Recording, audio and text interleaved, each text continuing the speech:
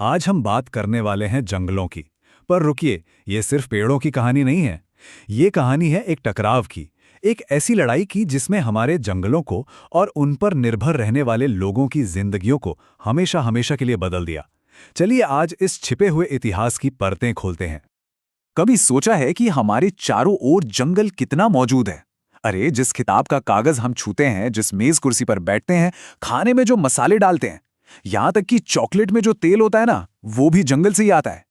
सच तो यह है कि हमारी रोजमर्रा की जिंदगी अनगिनत तरीकों से जंगल से जुड़ी हुई है, भले ही हमें इसका एहसास तक न हो। लेकिन ये जुड़ाव ये गहरे खतरे में है। एक चौंकाने वाला सच ये है कि 1700 से 1995 के बीच दुनिया के कुल 9.3% जंगल हमेशा के लिए साफ कर दिए गए। पता ये कितना बड़ा एरिया है?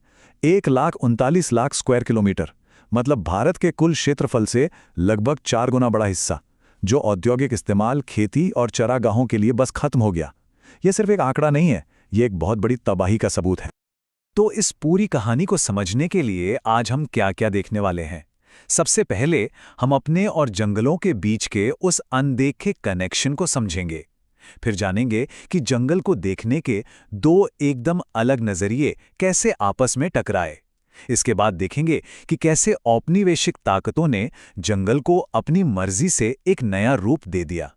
फिर बात होगी लोगों के प्रतिरोध की, और आखिर में हम जंगल के भविष्य पर भी चर्चा करेंगे।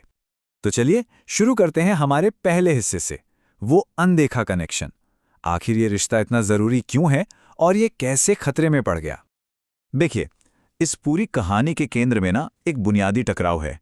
जंगल को देखने के दो बिल्कुल अलग नजरिए। एक तरफ वो समुदाय थे जिनके लिए जंगल उनका घर था, उनकी जिंदगी थी, और दूसरी तरफ थीं औपनिवेशिक ताकतें जिनके लिए जंगल सिर्फ एक बिकाऊ सामान था, एक कमोडिटी। और ये दोनों नजरिए एक दूसरे से कितने अलग थे। सोचिए, स्थानीय समुदायों के लिए जंगल ईंधन, चारा और भोजन का खजाना था। उन्हें अपनी अलग अलग जरूरतों के लिए अलग अलग तरह के पेड़ चाहिए थे। उनके लिए तो जंगल एक जीता जागता पवित्र घर था। वहीं दूसरी तरफ औपनिवेशिक सरकार जंगलों को अनुत्पादक मानती थी, मतलब एक बेकार जगह जिसे साफ करके पैसा कमाया जा सकता है।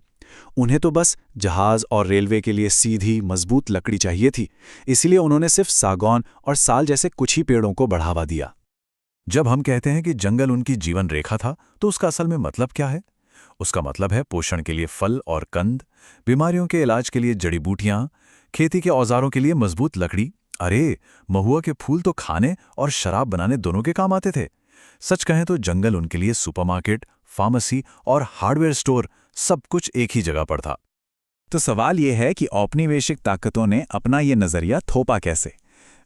उन्होंने कानूनों और एक नए सिस्टम के जरिए जंगल पर पूरा का पूरा नियंत्रण कर लिया। चलिए देखते हैं कैसे। इस नए कंट्रोल के पीछे दो मुख्य वजहें थीं। पहली, ब्रिटेन की रॉयल नेवी को अपने जहाज बनाने के लिए ओक की लकड़ी की भारी कमी हो रही थी, और दूसरी, भारत में रेलवे लाइंस का जाल बिछ रहा था। और सोचिए, हर एक मील पटरी बिछाने के लिए लगभग 2000 लकड़ी के स्लीपरों की जरूरत थी। लकड़ी की ये भूख कभी खत्म ना होने वाली थी। इस डिमांड को पूरा करने के लिए वो एक सिस्टम लेकर आए। नाम बड़ा फैंसी था, साइंटिफिक फॉरेस्ट्री, यानी वैज्ञानिक वानिकी। सुनने में तो बड़ा अच्छा लगता है ना, पर असल में इसका मतलब था कुदरती तौर पर उगे मिले जुले जंगलों को पूरी तरह से काट डालो और उनकी जगह एक ही तरह के पेड़ जैसे सागौन या साल को सीधी लाइन में लगा दो, बिल्कुल किसी खेत की तरह। लेकिन यहां एक बड़ा सवाल उठता है, क्या यह सच में साइंटिफिक था? आज के ज्यादातर इकोलॉजिस्ट कहते हैं बिल्कुल नहीं।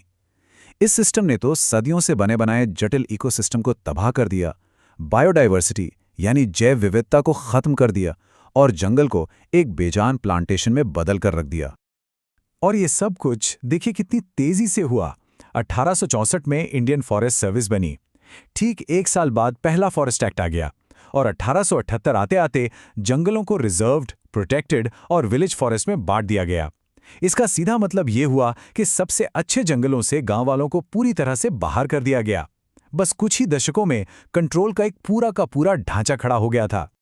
इन नए कानूनों का दोगलापन सबसे ज्यादा शिकार के मामले में दिखता था। स्थानीय लोग जो अपने गुजारे के लिए छोटा मोटा शिकार करते थे, वो अचानक गैरकानूनी हो गया। और दूसरी तरफ ब्रिटिश अधिकारियों के लिए बाघों और भेड़ियों जैसे बड़े जानवरों का शिकार एक खेल बन गया, एक ट्रॉफी हंटिंग। वो इससे भारत की जंगली जमीन को सभ्य बनाने का तरीका मानते थे और खतरनाक जानवरों को मारने पर इनाम भी दिए जाते थे। और इस इनाम वाली सोच का नतीजा?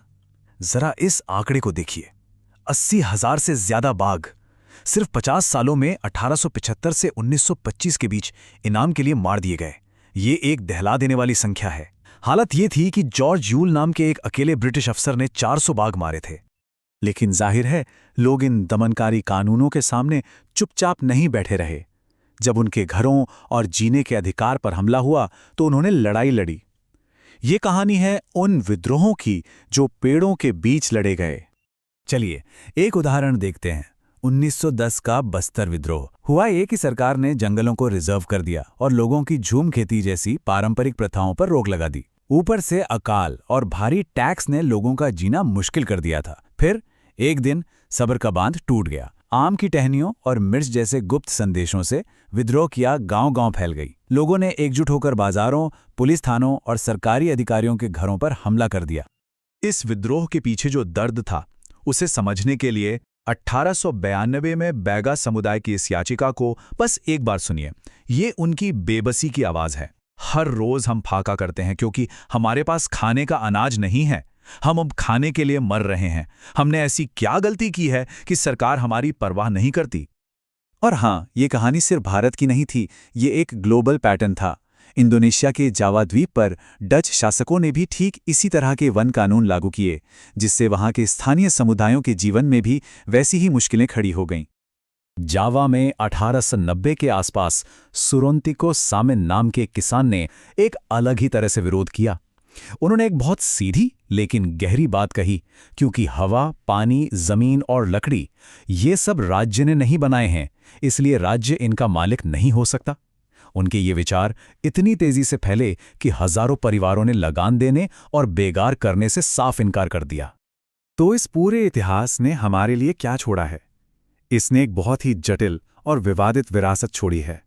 तो चलिए देखते हैं कि इस अतीत के स्थायी नतीजे क्या रहे और ये कहानी आज हमारे सामने कैसे खड़ी है। पहले और दूसरे विश्व युद्ध ने तो जैसे आग में घी का काम किया।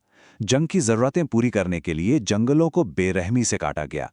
जावा में तो डचों ने भस्म कर भागो नीति अपनाई, मतलब जापानियों के हाथ लगने से पहले उन्होंने आरा मशीनों और सागौन की लकड़ी के विशाल ढेरों में खुद ही आग लगा दी।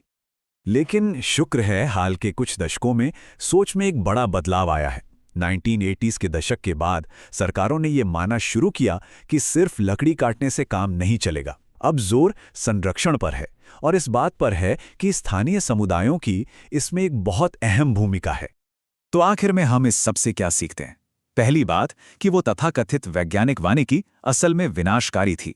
दूसरी कि संरक्षण तब तक सफल नहीं हो सकता जब तक जंगल में रहने वाले समुदायों को इसमें शामिल न किया जाए।